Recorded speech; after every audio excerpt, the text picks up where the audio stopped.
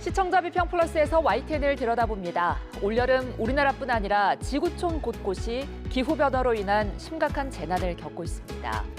아시아와 유럽, 미주 등 북반구는 유례없는 폭염과 산불 피해로, 남반구의 뉴질랜드는 남극발 강력한 한파로 일상이 마비되는 극단적인 기후 양극화 현상을 보였는데요.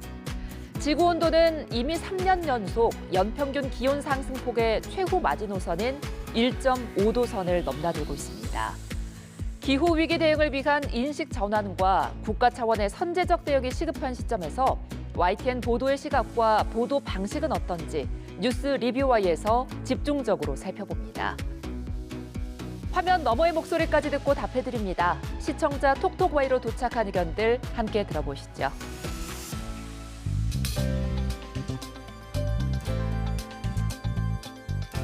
시청자 여러분 안녕하십니까? 윤보리입니다. 연일 이어지는 폭염과 열대야에 에어컨 가동 시간이 크게 늘면서 실외기 화재 위험도 함께 커졌습니다. 실제로 에어컨 실외기 관련 화재는 사용이 집중되는 여름철에 많이 발생하는 만큼 평소 꼼꼼한 점검이 필요한데요. 실외기 주변은 깨끗하게 비우고 전선이 벗겨지거나 훼손된 곳은 없는지 살펴야 합니다. 또 평소와 다른 소리나 냄새가 난다면 즉시 사용을 멈추고 점검을 받는 게 좋습니다. 더위를 이길 수 있게 도와주는 냉방기기가 또 다른 위험이 되지 않도록 한 번 더 살피고 미리 대비하시기 바랍니다. 그럼 이번 주 시청자 비평 플러스 뉴스 리뷰와이부터 시작합니다.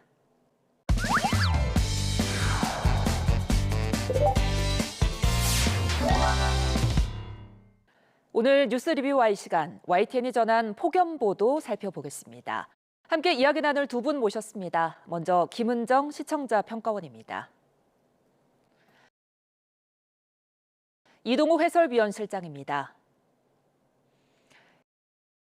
40도를 넘나드는 극한 폭염과 초열대야로 온 국민이 힘든 하루하루를 보냈습니다.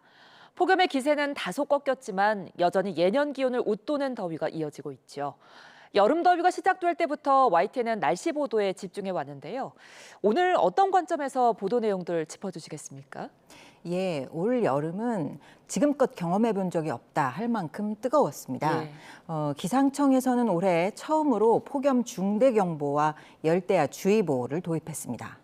단순히 날씨가 매우 덥다는 의미를 넘어서 건강한 사람들에게도 목숨을 위협할 만큼 중대한 피해가 발생할 위험이 현저히 높은 상황이라는 뜻입니다. 다시 말해 재난 상황이라고 할 수 있겠습니다. YTN이 폭염 재난 상황에서 언론의 사회적 역할을 충실하게 수행하고 있는지 점검해 보고자 합니다. 네, 말씀해 주신 것처럼 재난 수준의 상황이었기 때문에 단순히 더운 날씨를 넘어서 건강과 생명을 위협할 수 있는 수준임을 시청자에게 잘 알릴 필요가 있었는데요. 이런 부분들 YTN이 잘 해냈을까요? 예. 폭염 중대경보가 내려졌을 때 언론이 해야 할 첫 번째 역할은 어떤 일이 일어나고 있는지 위험을 알리고 감시하는 일입니다. 폭염이 장기화되자 지난 8월 2일 정부는 중앙재난안전대책본부를 2단계로 격상하고 범정부적 대응을 시작했습니다. YTN은 이러한 정부의 발표와 당부 사항을 알렸고요. 또 전국 온열질환 환자 발생 상황을 지속적으로 전달했습니다. 전국적으로 폭염이 장기화하는 가운데 행정안전부는 어제 오후 1시를 기해 중앙재난안전대책본부 2단계를 가동했습니다. 한성숙 국무총리는 관계부처와 지방정부에 폭염 상황에 적극 대응할 것을 지시했습니다. 한 총리는 독거노인 등 취약계층 보호 대책과 함께 고령 농업인의 야외 작업 현장 점검, 건설 현장 등의 폭염 안전수칙 준수 여부 등을 확인하라고 주문했습니다. 사회부 기자가 출연해서 온열질환으로 인해 발생한 사망 사례를 각각 구체적으로 분석한 보도가 있었는데요. 어떤 상황을 특별히 조심해야 하는지 경각심을 일깨워주는 역할을 했습니다. 무엇보다 인명피해 소식이 우려됩니다. 길거리에서 숨지는 안타까운 사고가 있었다고요? 네, 폭염이 이어지는 가운데 인천에서는 길거리를 배회하던 40대 남성이 숨졌는데 열사병이 원인으로 추정되고 있습니다.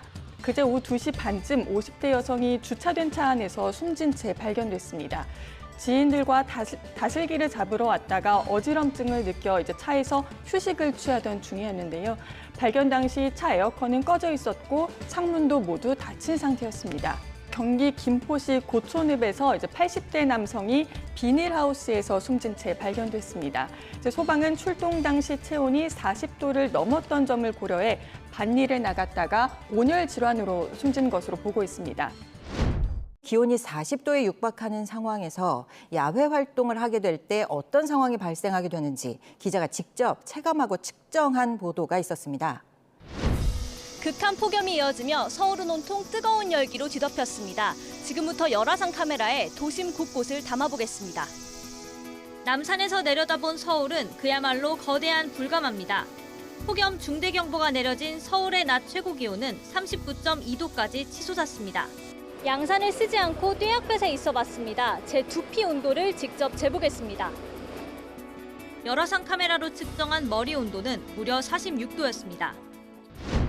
이 보도를 보며 한낮 야외 활동의 위험성이 직관적으로 와닿기도 했지만 한편으로는 또 우려가 되었습니다. 외부 활동을 줄여야 한다. 또 외출 시에는 온열 질환 예방을 위한 대책을 세워야 한다는 경각심을 불러일으키기 위한 실험이었다는 취지는 이해합니다. 다만 보도를 위해 정작 안전 권고 사항을 지키지 않은 취재진의 건강이 우려되는 장면이기도 했습니다. 사실 지금과 같은 폭염송에 현장 취재를 나가는 일도 쉽지는 않을 것으로 생각합니다. 특히 화면에서는 보이지 않지만 촬영, 음향 장비까지 들고 현장에 계시는 취재진들 모두 힘드실 텐데요. 폭염 안전 수칙 기억하시면서 안전하게 취재하시길 부탁드립니다. 네, 폭염 속의 제작진의 안전 문제까지 짚어주셨습니다. 현재 재난 상황을 알린 이후에는 시청자들이 실제로 위험을 피할 수 있도록 구체적인 행동 요령까지 전해야 할 텐데요. 이런 측면에서 YTN의 보도는 어땠다고 평가하십니까? 예, 이렇게 극한 폭염 재난 속에서 언론이 담당해야 하는 또 하나의 역할은 피해를 예방하기 위한 행동 요령을 널리 알리는 일입니다. YTN에서는 의학 전문가의 자문을 받아 폭염 상황에서 발생할 수 있는 다양한 상황에 대한 대응책을 보도했습니다. 쓰러지거나 반응이 둔해지고 의식이 흐려진다면 열사병 같은 중증 온열 질환일 수 있어 즉시 119에 신고해야 합니다. 특히 체온을 낮추는 조치를 계속하면서 땀이 나지 않거나 의식이 흐려지는 위험 신호를 놓치지 않는 것이 중요합니다. 떨어뜨릴 수 있으면 가능한 한 떨어뜨리는 게 좋습니다. 중요한 거는 땀을 흘리지 않는 환자는 무조건 119에 신고, 의식이 저하된 환자도 무조건 119에 신고한다. 이 원칙만 기억하시면 크게 문제는 되지 않을 거라고 생각합니다. 숨이 턱턱 막히는 여름, 조금만 움직여도 온몸은 땀 범벅이 되기 일쑤입니다. 체내 수분은 줄어들고 동시에 소변량도 줄게 되는데 이때 각종 비뇨기 질환이 올 수 있어 주의가 필요합니다. 남성에게 많이 나타나는 것은 요로 결석입니다. 몸속 수분 감소와 함께 소변이 진하게 농축되면서 결석 성분이 뭉치기 쉬워지는 겁니다. 여름철 여성이 주의해야 할 비뇨기 질환으로는 방광염을 들 수 있습니다. 소변량이 줄면서 배뇨 간격 역시 줄고 세균이 방광한 소변에서 번식하기 좋은 환경이 마련되기 때문입니다. 이어서 위험을 경고하고 대비할 수 있는 행동 요령을 전파했으면 언론은 이제 이렇게 기록적인 폭염의 원인에 대해 심층 해설하고 향후 방향성을 예측할 수 있어야 합니다. 이 부분에서는 YTN의 기상재난 전문 기자들의 역할이 두드러졌습니다. 네, 그렇다면 다른 보도와 비교했을 때 전문성이 돋보였던 취재나 차별화된 보도가 있었습니까? 예, 먼저 전문가 대담은 신뢰성 있는 심층 정보를 제공하고 해석의 폭을 넓혀주는 장점이 있습니다. 다만 많은 정보를 담은 대담이 비교적 긴 시간 진행되다 보니 시청자 입장에서는 집중해서 핵심을 정리하기가 쉽지 않을 때가 있습니다. 전문 용어와 이론적 전제를 이해하기가 어려워서 전달력이 떨어질 때도 있고요. 정혜윤 기상재난 전문 기자는 이러한 정보를 시청자들이 이해하기 쉽도록 정리해서 전달했습니다. 인포그래픽과 텍스트를 활용하기도 했고요. 필요하면 전문가의 핵심 발언을 직접 인용하기도 했습니다. 복합적인 폭염의 원인은 결국 고기압이 가장 큰 원인이라고 봐야 될까요? 네, 맞습니다. 열돔의 최근에는 좀 지역적인 특성이 가세한 그런 특징을 보이고 있습니다. 국지적인 원인이 좀 다르게 나타나고 있는데 하지만 우선 이 장마철 강수량도 올해는 적었습니다. 이후에 한여름 더위가 시작된 뒤에는 이중 열돔과 이 고온 건조한 바람의 열기 축적이 가장 큰 원인으로 좀 지목이 되고 있습니다. 특히 장기 폭염으로 인해서 토양의 수분까지 지금 바닥이 나면서 지표율이 좀 더 강화하고 있고요. 이 열기가 지금 곧 밤으로 이어지고 있는 상황인데 여기에 가뭄과 고수온 등의 2차 피해까지 겹치고 있어서 올해는 점차 이 복합 재난으로 가는 모양새입니다. 정혜은 기자는 극심해진 폭염을 상시 전제로 지자체의 방제 기준과 또 재난 대응 시스템이 정비되어야 한다는 점을 지적합니다. 데이터 분석을 토대로 추세를 발견하고 제도 개선까지 이어져야 함을 연결하는 생산적인 보도 관점으로 보입니다. 여름철 극한 폭염은 이제 재난으로 규정하고 대비해야 하는 상황이 되었습니다. 단지 더위뿐만이 아니라 이례적 강우와 강설, 이와 연결되어 있는 홍수와 가뭄의 문제는 이제 기후 재난의 관점에서 대비해야 한다는 지적도 많습니다. 최근 YTN 보도를 보면 기상재난 전문 기자나 재난자문위원이 출연하는 경우를 자주 볼 수 있습니다. 시청자 입장에서 볼 때 실시간 날씨를 전하는 기상캐스터부터 해설하는 기자, 또 전문가 자문위원까지 모두 유기적인 팀으로 연결되어 있으면 상호 보완적이고 완성도 높은 보도를 구성할 수 있을 것이라고 생각하는데요. YTN의 기상재난보도팀은 어떻게 구성되고 운영되고 있는지 궁금합니다. 예, 이제 정부는 이제 지난해부터 갈수록 이제 기상 이변이 심각해지자 기후 위기를 넘어서 이제 기후 재난의 시대다 이렇게 명명하기까지 했습니다. 따라서 이제 기상 문제는 단순히 우리 생활의 영역을 넘어서 생존의 문제와 미래 인류의 지속 가능성 여부 문제까지도 이제 연결이 되는 그런 상황인데요. 아무리 강조하고 또 거듭 지적한다고 해도 지나치지 않은 것이라고 할 수 있겠습니다. YTN은 과학기상부에서 기상 이슈를 담당하고 있는데요. 기상 재난 전문 기자들과 기상 캐스터까지 10여 명이 하루 종일 주말까지 쉴 틈 없이 기상 상황을 전하고 있는 상황입니다. 몇 년 전부터는 재난 자문위원 제도를 신설해서 재난이나 또는 이례적 기상 이슈가 발생했을 때 언제든 전문가의 자문을 받거나 빠르게 방송에 출연해서 전할 수 있는 그러한 시스템을 갖추고 있습니다. 또한 과학 분야를 담당하는 기자들이 있어서 재난 상황에 대한 과학적 접근이 필요할 때는 유기적으로 취재와 방송을 하면서 보완을 하고 있습니다. 재난 상황 시에 보도하는 형식 역시 다양하게 구성하고 있는데요. 이제 속보부터 기자의 전화 연결, 또 현장 생중계, 리포트, 그리고 기자 스튜디오 출연, 그 외에도 전문가 연결이나 다양한 형식의 출연 등 다양한 형태로 이제 뉴스를 전하고 있는데요. 이를 통해서 간략한 현장 전달부터 심층 분석까지 시청자들에게 쉽고 정확하면서도 깊이 있는 내용을 전하기 위해 노력하고 있습니다. 기후 재난 보도는 이제 늘 변화하는 분야인데요. 따라서 끊임없이 데이터를 분석하고 또 해외 사례 등을 공부하면서 기후 재난이라고까지 불리는 자연의 경금을 놓치지 않고 꼼꼼하게 전달할 수 있도록 총력을 기울이고 있는 그런 상황입니다. 네, 다양한 방송 구성을 활용해서 신속성과 전문성을 갖춘 재난 보도 앞으로 더욱 기대해 주시면 좋을 것 같습니다. 이처럼 더위의 양상이 달라진 만큼 폭염을 다루는 언론의 보도 방식도 이전과는 달라져야 하지 않을까 싶은데 어떻게 생각하십니까? 그렇습니다. 폭염특보 관련 YTN의 보도를 살펴보던 중에 특별히 눈길을 끄는 보도 형식이 있었습니다. 스튜디오의 앵커가 각기 다른 지역에 나가 있는 기자들을 동시에 연결해서 차례로 현지 상황을 전해 듣는 보도입니다. 서울 광장시장에 배민혁 기자가 나가 있는데요. 자, 배 기자, 그곳 폭염과 분위기는 좀 어떻습니까? 광장시장은 대부분 노점 상인들이 여름 휴가를 떠나고 일부 노점상만 운영을 하고 있는 상황입니다. 현재 영업을 하고 있는 노점 상인들 역시 무더위에 어려움을 호소하고 있는데요. 올여름이 제일 덥죠. 여기 이렇게 있으면 물하고 가까이 있으니까 엄청. 마치 잔디밭 같기도 한데 그게 아니라 수생식물이 물가를 뒤덮은 거라고요. 네, 제 뒤로 보시는 것처럼 수면이 온통 초록빛을 띠고 있습니다. 얼핏 보면 녹조처럼 보이는데요. 개구리밥이라 불리는 수생식물이 군락을 이룬 모습입니다. 최근 극심한 폭염에 수온이 상승하면서 이렇게 대규모로 번식했습니다. 전국 각지의 상황을 생생하게 비교하면서 확인할 수 있다는 장점이 있었고요. 화면 구성도 시각적으로도 신선했습니다. 보통 기상캐스터가 날씨를 실시간으로 전달할 때 현장성과 사실감을 살리기 위해서 소품과 주변 환경을 이용하는 경우가 많습니다. YTN 날씨 보도에서도 기온이 높고 뜨겁다는 것을 보여주기 위해서 베이컨이 구워지는 모습, 또 버터나 얼음이 녹는 모습을 보여주면서 리포트를 시작했습니다. 더위가 얼마나 심한지 제가 알아보기 위해서 베이컨을 약 2시간가량 도구 위에 올려두었습니다. 보시는 것처럼 생 베이컨과 비교했을 때 이렇게 갈색빛으로 노릇노릇하게 바싹 구워진 것을 확인할 수 있습니다.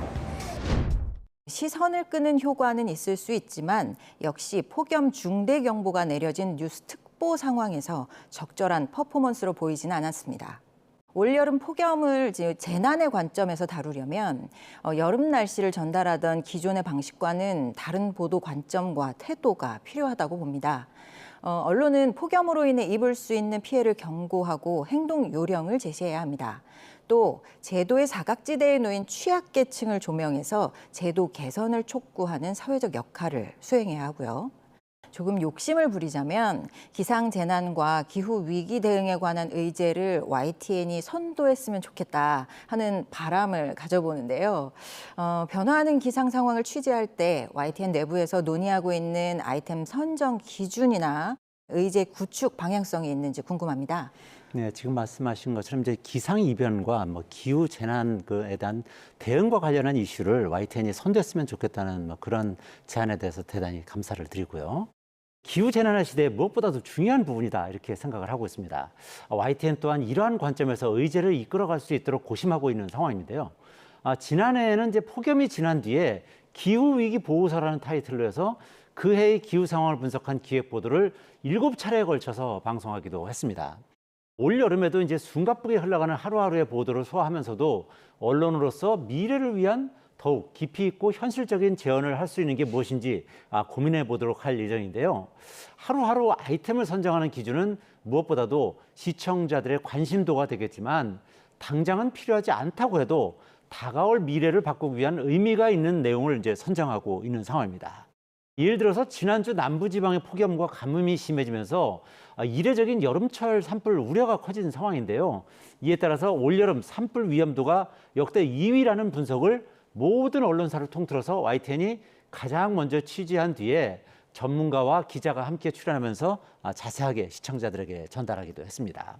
이제 당장에 큰 산불은 없어서 관심도는 이제 떨어졌지만요. 한번 불이 나면 걷잡을 수 없는 만큼 피서객과 캠핑족 등에게 사전에 경각심을 일깨우는 것이 필요하다고 판단해서 보도를 결정한 것이고요.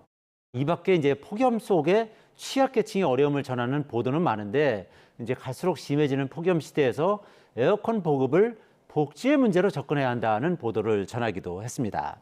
이 밖에도 이제 폭염 쉼터의 실효성 점검이나 야외 노동자 및 주거 취약계층의 노동과 주거 환경을 상세하게 점검하고 개선책도 모색하도록 하겠습니다. 단기적인 폭염 대책을 넘어서 중장기적인 기후위기 적응 대책과 제도 개선을 촉구하는 보도 역시 강화할 예정이고요. 앞으로도 그날 날씨 상황을 전하는 것을 넘어서 기후 재난 상황에서 사회와 개인의 실질적 변화를 이끌어낼 수 있는 다양하고 깊이 있는 보도를 더욱 고민하고 연구해 나가도록 하겠습니다. 네, 사회적 대비와 제도 변화를 이끌어 나가는 방향으로 보도를 강화하겠다는 계획까지 들어봤습니다. 이제는 더위마저 재난이 되는 낯선 상황 속 우리 사회도 어떻게 대응해야 할지 그 갈피를 잡아가는 과정에 있는 것 같습니다. 이럴 때일수록 언론은 시청자가 안전을 지킬 수 있도록 정확하고 실질적인 정보를 전해야 할 텐데요. YTN이 시청자의 안전한 일상을 지키는 든든한 길잡이가 될 수 있도록 더욱 세심한 보도를 이어가겠습니다.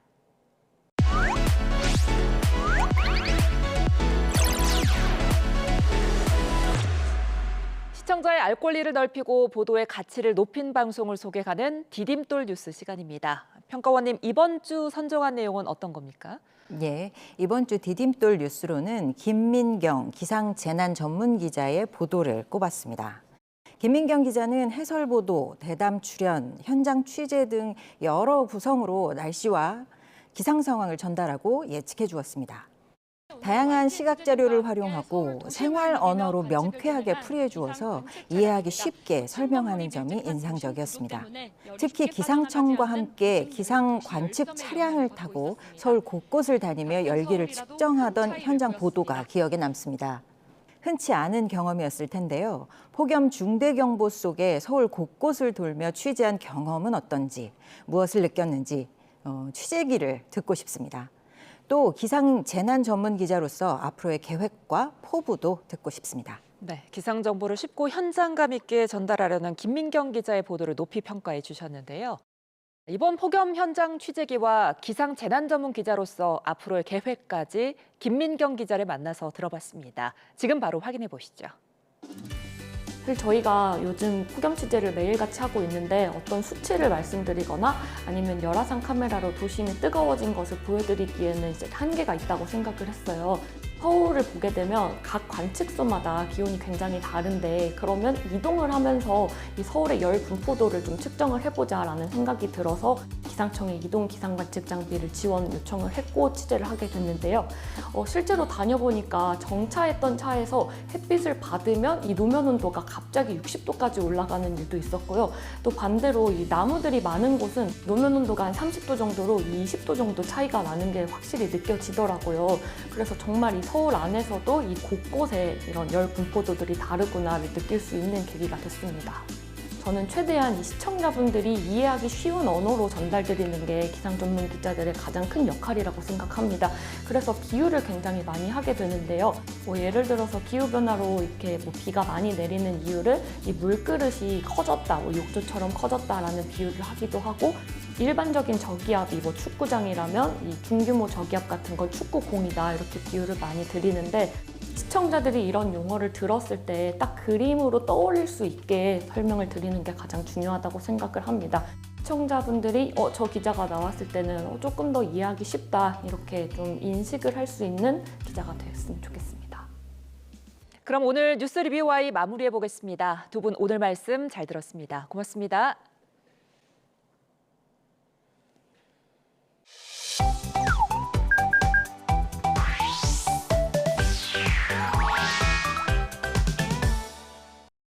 뉴스는 전달로만 끝나지 않습니다. 뉴스를 본 시청자의 생각이 더해질 때 비로소 완성되는데요. YTN을 향한 시청자의 목소리를 듣고 YTN이 답하는 시청자 톡톡Y 시간입니다. 오늘은 어떤 의견이 들어왔을까요? 지금 바로 확인해 보시죠. 안녕하세요. 황지연입니다. 뉴스를 보다 생긴 궁금증 이 시간에 속 시원하게 풀어드리겠습니다. 그럼 시청자 톡톡Y 첫 번째 보도부터 살펴볼까요? 3년 전 꿈에 그리던 간호사복을 입고 경기도 광주의 한 병원에서 일을 시작한 A씨. 하지만 입사 직후부터 선배들의 괴롭힘에 시달렸다고 주장했습니다.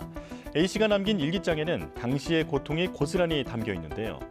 조사 결과 일부 괴롭힘 사실은 인정됐지만 가해자로 지목된 3명 가운데 1명만 인정됐고 병원도 해당 직원에게 훈계 처분만 내렸습니다.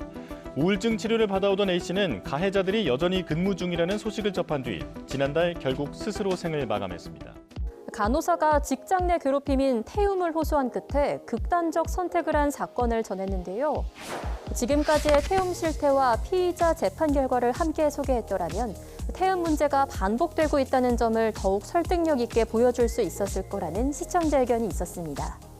태움은 간호사들 사이에서 선배가 후배를 가르친다는 명목으로 괴롭히는 방식과 그런 문화를 지칭하는 은어인데요. 영혼이 재가 될 때까지 태운다는 의미에서 유래한 걸로 알려진 태움. 이름만으로도 괴롭힘의 잔혹성을 짐작하게 합니다. 대한간호협회가 지난해 10월 공개한 간호사 인권침해 실태 조사에서도 문제의 심각성을 확인할 수 있었는데요. 조사에 참여한 간호사 50.8%는 최근 1년 내 폭언이나 직장 내 괴롭힘 등 인권침해를 경험했다고 답했는데요. 주요 인권침해 유형으로는 폭언, 괴롭힘이나 갑질 순서로 많았고요. 가해자는 선임 간호사, 의사, 환자 및 보호자 순이었습니다. 과거 사례를 보면 2021년 의정부 한 병원 신입 간호사 A씨가 선배의 태움에 시달리다 극단적 선택을 한 사건이 있었는데요. A씨는 가해자인 선배 간호사로부터 욕설과 폭언에 시달리다가 끝내 생을 마감했습니다. 가해자는 모욕, 폭행 혐의가 인정돼 징역 6개월형을 받았는데요. 판결 후 간혹에는 태움 가해자에게 이례적으로 실형이 선고됐다는데 주목했습니다. 그 이전에도 2018년 서울의 한 병원에서 신입 간호사가 태움에 시달리다가 숨진 사건이 있었죠. 이 사건은 2019년 업무상 질병으로 산업재해 인정을 받은 첫 사례가 됐고, 비슷한 시기 의료원에서 발생한 간호사의 죽음도 산업재해로 인정되기도 했습니다. 이러한 결과들이 이어지고는 있지만 악습은 근절되지 않고 있는 상황인데요. 누군가를 무너뜨리는 일이 더 이상 조직 문화로 용인돼서는 안 되겠죠. 하루빨리 올바른 조직 문화가 자리 잡길 바라봅니다. 다음으로 두 번째 시청자 궁금증은 무엇일지 보도 먼저 확인해 볼까요?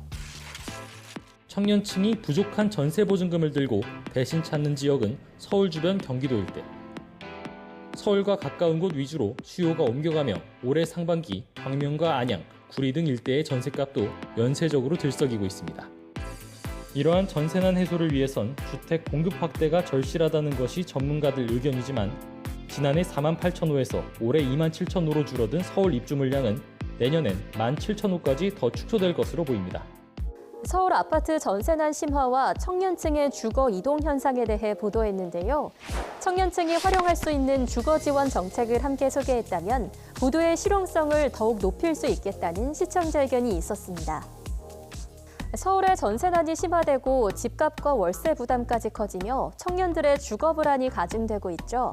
안정적인 보금자리를 마련하기 어려워진 청년들을 위해 서울시는 다양한 주거 지원 정책을 운영하고 있습니다. 자세한 내용 함께 알아볼까요? 서울시는 지난 3월 청년 대학생을 위한 공공주택 통합 공급 체계인 더 드림 G 플러스를 출범했습니다. 이번 정책의 핵심은 크게 세 가지로 나눠볼 수 있습니다. 청년 대상 주택 확대 공급, 주거비 지원 확대, 주거 안전망 강화인데요. 항목별로 대표적인 지원책을 알아보면 먼저 주택 확대 공급 방안으로는 기존에 추진 중인 청년주택 4만 9천 호에 2만 5천 호를 추가 발굴해 2030년까지 총 7만 4천 호를 공급한다는 계획입니다. 또 주거비 지원 확대 방안으로는 대학가 월세를 안정시키기 위해 청년 동행 임대인 사업을 시범 도입하는데요.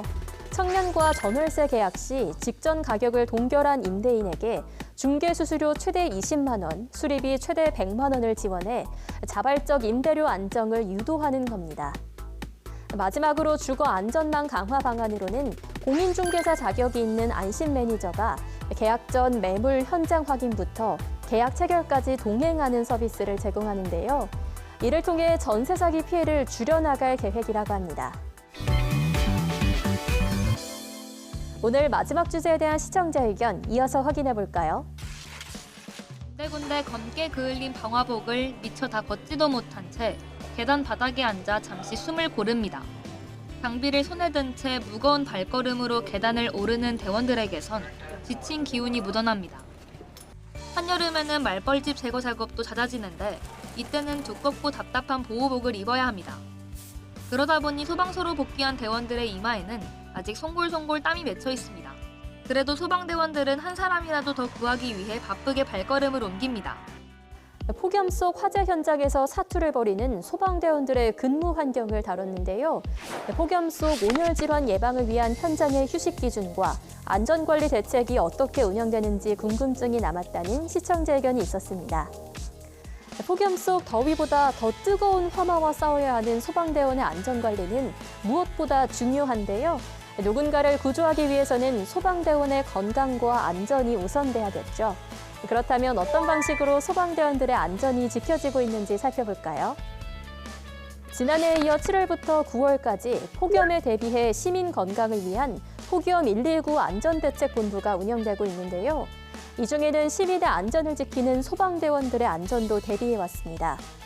그 예로 지난해에는 전국 16개 시도의 소방관서 안전관리 현장 소통을 통해 현장의 목소리를 직접 듣고 필요한 개선 사항을 수렴했는데요. 현장 소통에서 대원 안전 확보 실태를 직접 확인했다고 합니다. 주요 내용으로는 얼음조끼, 정제염 등 냉방 보조물품 지급, 신부온도 조절 장비 운영, 현장 활동 시간 제한 및 교대조 편성, 현장 대원들의 휴식 공간 확보 등이 있습니다.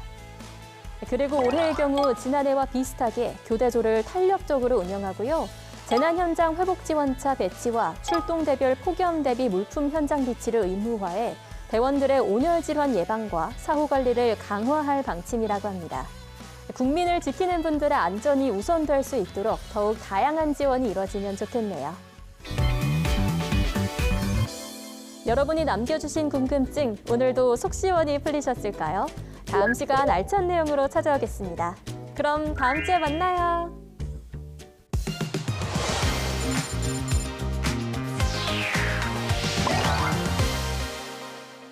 YTN의 보도를 되짚어보는 데 있어 시청자 여러분의 목소리는 중요한 기준이 됩니다.